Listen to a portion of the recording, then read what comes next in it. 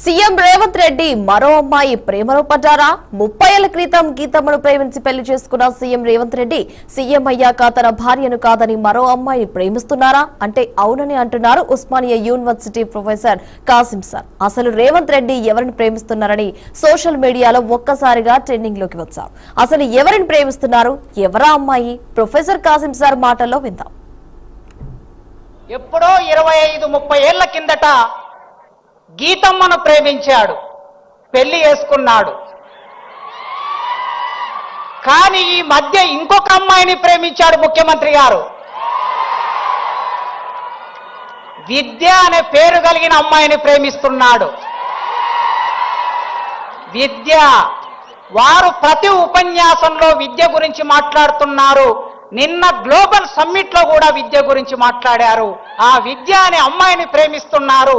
ఆ ప్రేమ వారి గొంతులో ప్రాణం ఉన్నంత వరకు కొనసాగించాలని ఒక టీచర్ గా కోరుకుంటున్నాను.